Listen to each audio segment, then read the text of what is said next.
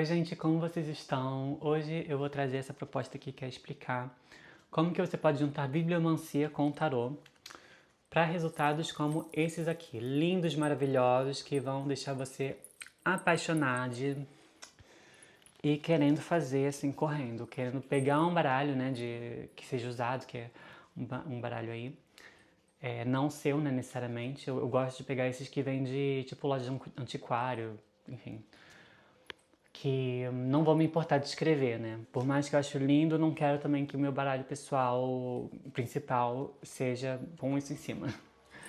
Então eu vou explicar para vocês o que é bibliomancia, né? Como que eu também cheguei à bibliomancia e como que eu cheguei também a essa coisa intuitiva de juntar o tarô com a bibliomancia. E no final, claro, também vou falar sobre esses exemplos aqui que eu tenho, que eu separei, são um dos meus favoritos, mas ainda tem muita coisa aqui, gente. Isso aqui dá pra fazer vários vídeos. Então é um projeto aí pro futuro do meu canal, que você vai se inscrever, por favor. Dá um like, deixa um comentário, me diz aí se você já ouviu falar, se você gostou, se você quer experimentar, como que... Ou até de um resultado também. Nossa, eu ia amar se vocês comentassem, tipo, que resultado deu aí de carta. Enfim. Acho que eu nem me apresentei. Eu me chamo Ava. Eu sou taróloga e artista transdisciplinar. E eu tô aqui com esse YouTube pra divulgar meu trabalho. E é isso, gente. Eu espero que vocês gostem. Então vamos lá. A bibliomancia, eu cheguei a ela foi no Réveillon, sem ser esse o passado, né, de 2024 para 2025. Eu tava nessa residência artística e nessa residência artística, que era num casarão assim enorme, com biblioteca e tudo mais, chegou essa maricona e tinha outras trans ali falando, né, porque a maricona, ela tava de olho na gente, de olho nas trans, ela tava travequeira, maricona. E ela falou, olha gente, vocês conhecem bibliomancia? Então, a bibliomancia é essa prática oracular. Tô brincando, mas ela é muito querida, essa maricona, gente. É, a, a bibliomancia é essa prática oracular que você vai, né, para um lugar que tenha livros, funciona muito bem em biblioteca, você vai com uma intenção, como se fosse tarô, como se fosse qualquer arte oracular. Você vai com intenção e você vai, né, assim, sentindo. Você vai sentindo, chega na estante, pega um livro, abre o livro, tem a frase. Pum! Respondeu a questão. Muito assim, ou também, não necessariamente só uma frase, mas assim, um capítulo inteiro, sabe, o nome do capítulo, eu peguei um nome de capítulo, peguei coisas assim, super incríveis, ou já começa também às vezes pelo próprio livro, pelo título do livro, pelo autor do livro, muito interessante. E, inclusive, nessa mesma residência, né, a primeira vez que eu cheguei a fazer a bibliomancia eu estava sozinha com um gato. Eu fiz com um gato a bibliomancia, assim, e isso virou uma das histórias mais marcantes para mim na espiritualidade, assim, que eu presenciei, tanto que né, na minha vida, assim, de meu Deus, isso aqui é sobre, gente. Então, talvez eu até possa trazer essa história depois, no final do vídeo, pra quem quiser. Mas, enfim, continuando aqui com a bibliomancia e o tarô. A partir desse momento que eu entendi o que era a bibliomancia, eu também me remeti a essa lembrança que eu tinha de um trabalho que eu vi de uma bruxa aí, por aí, que ela escrevia umas coisas nas cartas, assim, de manifestação, umas coisas meio assim, nada a ver. Eu falei, nossa, não nada a ver, né? Nada de nada a ver, tem tudo a ver. Mas eram coisas escritas nas cartas e eu sempre achei isso, assim, sempre ficou atrás da minha cabeça, assim, sempre ficou guardadinho num lugar essa linguagem. Porque é como se fosse um encantamento. Você escreve numa carta e você adiciona uma camada de encantamento, de símbolo, de arquétipo. E você, né, imagina tirar isso num jogo, essas cartas com uma dupla camada, sabe? Já tem tantas camadas numa carta de tarô, você escreve e já viram outras... Nossa, é infinito, assim, as camadas que você pode chegar e desenvolver o seu próprio oráculo. Então, eu falei, vamos lá, tenho essa ideia de performance que eu quero, né, tá escrevendo poemas que eu fiz, textos que eu fiz, vou botar isso num tarô de Marsella, na performance, e aí depois eu vou distribuir essas cartas para as pessoas também, sabe? Tudo assim, na força. E, gente, como que deu certo? Como que, assim, você fica arrepiado, assim, você passa mal, você fica, meu Deus, como pode? Né? Mas assim, a mesma coisa com tarô, assim, por si só, são esse lugar do mistério que você não compreende, você só quer contribuir e divulgar, e espalhar, e explicar, e transmitir, né? Eu tô aqui como transmissora de uma coisa que não é minha, isso aqui é uma coisa que eu recebi, é uma coisa que veio até mim, e eu espero que se encaminhe muito bem através de vocês também. Então, é isso. Eu acho que fica mais fácil, talvez, já... Não tem muito também o que explicar, porque não tem muito uma forma certa de se fazer. Eu já encontrei livros no meio da rua e fiz. Já estive em biblioteca, né? Já tive todas essas coisas. Mas eu acho que as experiências mais fortes, assim, né? Que eu peguei também o baralho inteiro para fazer, foi nesse lugar em grupo com os meus amigos. Olha aqui. A gente fez. Até a ilustração aqui a gente fez. Peraí. A gente chamou de Suesh Tarot Deck. Suesh né, era o Rider-Waite com a Pamela Nicole. E aí virou Suesh porque era o nome da cidade que a gente estava, o nome da cidade que estava essa casa geracional de uma das nossas amigas, que essa minha amiga, passaram-se, eu acho, gente, não sei quantas gerações, mas assim, no mínimo 5, e 5 talvez... Não sei fazer conta, gente, mas no mínimo 5, 7, pode até 8 gerações numa casa só, assim, de coisa velha, velha, velha, velha, velha. Assim, muito. E muitos livros velhos lá também. Então tem essa coisa, né, lá era super, né, ela tinha muito cuidado com a gente para falar, cuidado, né, vamos ter respeito, né, sempre, mas lá em especial com os espíritos, com as coisas que se passam lá. Mas lugar carregado, gente, lugar carregado, lugar carregado. Então chegamos nesses resultados aqui. Começando aqui com o Sol. E aí o Sol fala: aquelas noites são como batalhas. Nunca é um gozo completo, uma satisfação total. Primeiramente, o Sol começa com aquelas noites. Então, não só toda a sentença é um aspecto negativado do Sol, né? Porque o Sol pode ter essa interpretação de ser completamente buscando a satisfação, buscando o gozo total, né? Que é o que está escrito aqui. E começa falando daquelas noites, são como batalhas. É esse esforço que a gente tenta, às vezes, de chegar no gozo completo, né, na satisfação do sol, na unidade, do absoluto, da luz e do calor e do sol. Mas não chega, é uma batalha. E é isso, gente, sabe? É incrível como que né, nesse caso aqui que veio, porque tem casos que vêm coisas engraçadas, vêm coisas, né, negativadas, tem coisas que vêm super, né, positivadas também. Então, vamos lá. Agora indo pro Mago. Fica lindo, gente. Fica muito bonito. Tem como fazer até mais bonito, né? Porque a gente meio que quando tem um baralho para fazer, é muita coisa para escrever, vai meio que... Mas sempre firme na intenção. Tem que ter intenção, gente. Quanto mais intenção você bota, melhor fica. E também eu acho que quanto mais aleatório você deixar o processo, melhor. Não vai ficar também querendo escolher qual livro você vai pegar. Vai, tipo, o livro que, assim, de olho fechado, sua mão bater e foi, sabe? Uma coisa assim. Aí tá, o mago sentia como uma ligeira onda de vida que voltava, lhe refrescava o sangue.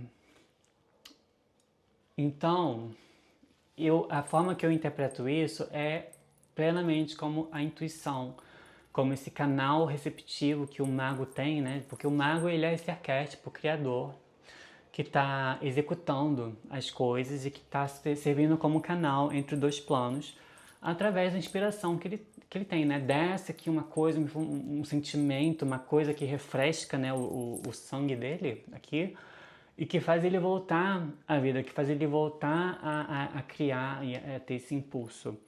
Eu acho lindo. Aí saiu agora a força. E a força fala: mas enfim, as leis da vida têm suas exigências. Mas enfim, as leis da vida têm suas exigências. Não é fácil. A estrela. Até as melhores são afligidas. Né? Que esse aspecto negativado da estrela. Assim como, né, o aspecto negativado do sol. É esse lugar da vulnerabilidade. Por mais que você seja incrível, né, a melhor, até a estrela, né, essa perfeita aqui que a gente, né, sempre gosta muito de idealizar nas leituras e como que a gente recebe numa leitura, a gente fica, nossa, estrela, uau. Mesmo as melhores são afligidas. Não tem perfeição, gente, desculpa. Aí tem 8 de ouros, que é essa carta, né, voltada a trabalho, né, que as pessoas, a gente gosta de interpretar como tem esse lado que não é muito dito dessa carta, que é voltado a um certo isolamento, é voltado a um certo, você está fechada ao mundo e você não só está produzindo, criando e trabalhando, e você não tem um contato com o mundo ao redor assim muito. E aí vem a frase: que razão haveria para esconder tão misteriosamente dos outros uma coisa que deveria e não tardaria a ser pública?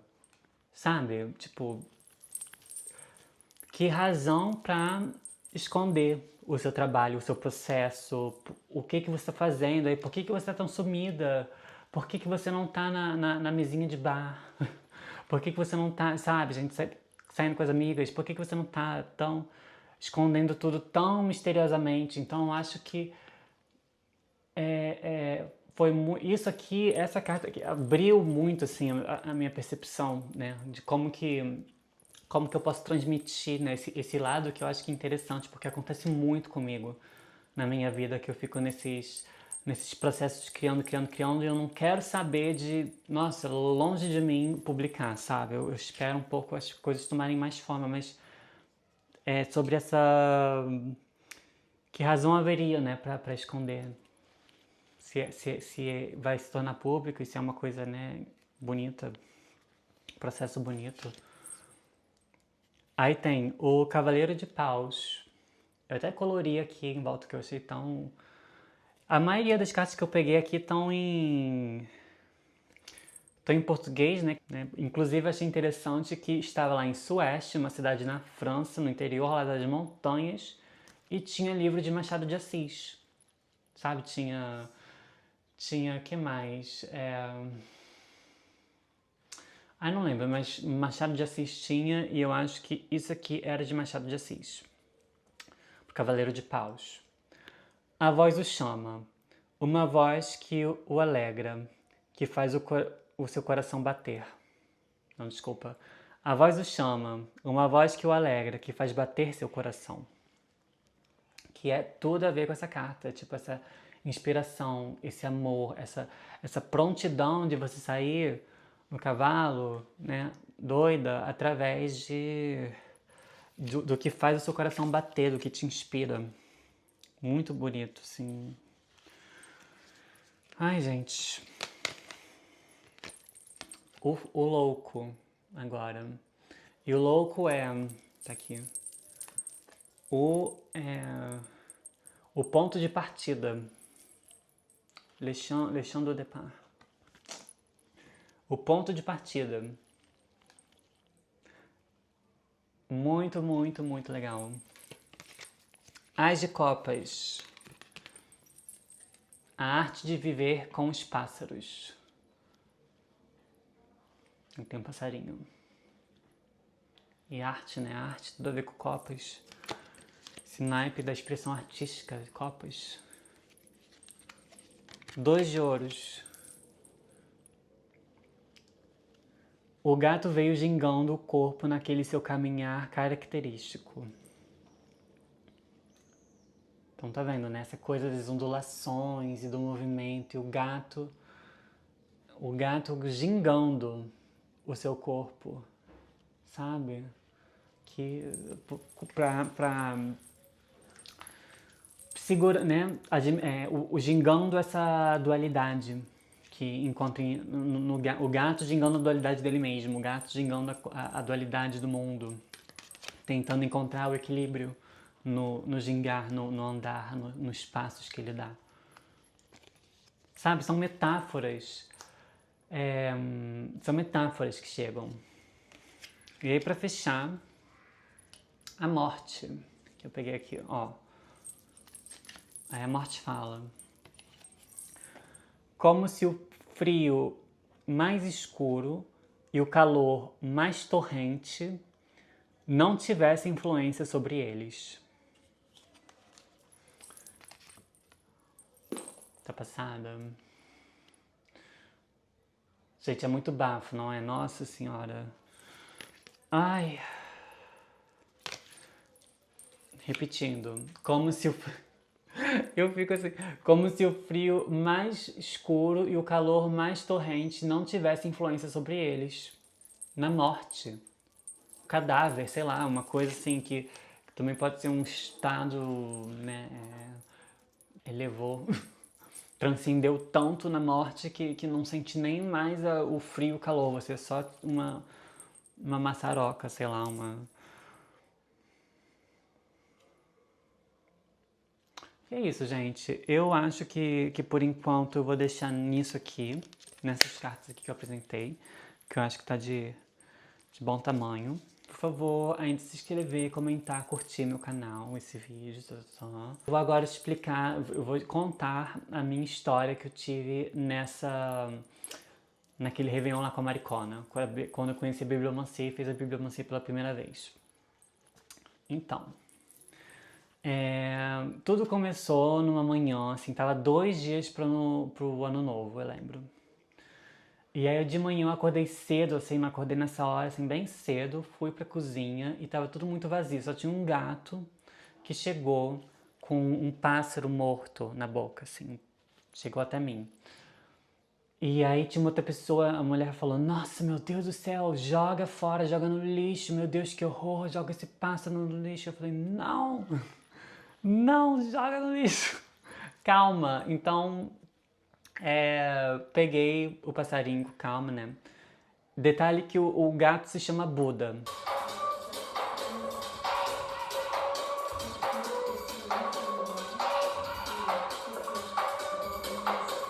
Muito importante esse detalhe, o gatinho branco e preto, ele se chama Buda. Aí Buda chega com o passarinho, a mulher deu o ataque, eu peguei o passarinho e falei: não, vou fazer aqui um aterro, fazer uma leve cerimônia, uma coisa assim pra descansar o pássaro. Vou lá no jardim, boto o pássaro, tal. E nesse lugar, né, nessa residência artística, que era uma casa super velha, que já foi, tipo, começou sendo um convento, depois virou hospital de guerra, e virou coisa de nazista, e depois virou coisa de culto, enfim, gente, tinha até pedófilo lá, culto, né, de pedofilia, coisa incrível, doida. E aí hoje é uma residência artística. E aí eu tava lá. Eu tava lá nesse lugar carregadíssimo, e aí eu falei: nossa, sempre acontecem coisas, né? Todo dia tinha uma coisa esquisita que acontecia. Eu peguei o pássaro, enterrei, e aí eu falei: tá bom, Buda, vou te seguir.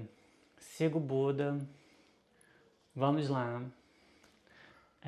E o Buda me leva até a biblioteca. Eu falei, interessante. Né? Depois que eu já sabia, estava sabendo dessa bibliomancia da Maricona, falei, vou deixar a Buda me levar até uma estante de livros e onde ele parar, eu vou pegar o livro e vai ser o que for. Eu nem tinha botado tanto, tipo, pergunta nem nada. Eu só falei, onde esse gato vai me levar? Aí foi, me levou e eu peguei o livro. Era um livro desse poeta alemão, Rainer Maria Rilke, que era um poeta que eu só conhecia por conta da Lady Gaga, gente, porque eu era muito Little Monster, né, quando era adolescente, e a Lady Gaga tem uma tatuagem aqui, de uma frase desse poeta, e só por isso que eu conheci esse poeta, que foi talvez o primeiro poeta que eu ouvi falar, estrangeiro, foi ele. E aí eu falei, nossa, já tem, né, já não é uma coisa assim, uma coisa que eu não conheço nessa biblioteca aqui, é um autor aí que já senti. Eu abro o poema, o livro, e cai nesse poema. E o poema se chama Buda, que é o mesmo nome do gato. E agora que eu tô gravando no celular, não tem como eu achar o poema, mas eu vou botar ele aqui. Buda, como se estivesse escutando. Silêncio, uma distância. Nós seguramos nossa respiração e não escutamos. É uma estrela, cercada de outras ainda mais largas que não conseguimos ver. Ele é tudo. Nós realmente esperamos que ele nos veja? Precisaria disso?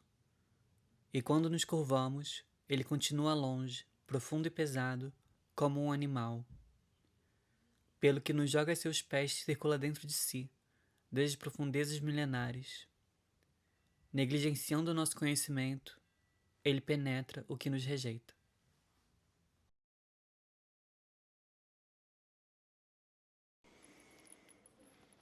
Então, né, o que me moveu muito foi essa questão, né? Quando eu vi que aparecia animal no poema, nossa, me deu um calafrio. Eu fiquei, já me tinha dado um calafrio quando já veio o Buda, né? Falei, nossa, puta que pariu, esse gato. Por isso também que eu contei da história desde o começo de quando o gato, o Buda, ele apareceu com um pássaro, sabe? Porque é uma coisa do instinto, é uma coisa do silencioso, é uma coisa que a gente não compreende, é uma coisa que ultrapassa a nossa compreensão de lógica, porque o gato, ele oferece isso pra gente, né? Tava lá oferecendo pra mim o pássaro morto. Não era pra comer, era uma coisa que vem de milênios, como tá nesse texto aí. Que fala de uma coisa muito maior, e fala de Deus, e fala sabe, do universo e de coisas que a gente não chega a entender, e que é exatamente isso que acontece com a bibliomancia, com o tarô e com toda a nossa vida, mas que é difícil de... É uma coisa tão complexa e complicada, nossa, eu fico até emocionada até, porque é uma coisa tão grande, gente, que a gente não tem nem espaço mental para processar o quão doido tudo é, né? Então, é, eu fico muito agradecida a esse gato, porque eu acho que foi uma das coisas mais lindas que eu vivenciei de ver assim na minha frente materializado, como se fosse uma prova mesmo muito forte e linda da espiritualidade, sabe? De como que existe, que funciona e que nos guarda e nos guia, e que é só a gente estar, sabe, sincronizada com o que está acontecendo ao redor da gente de uma maneira mais sensível, sabe? De você estar seguindo um gatinho assim, por foda-se. O gato vai te levar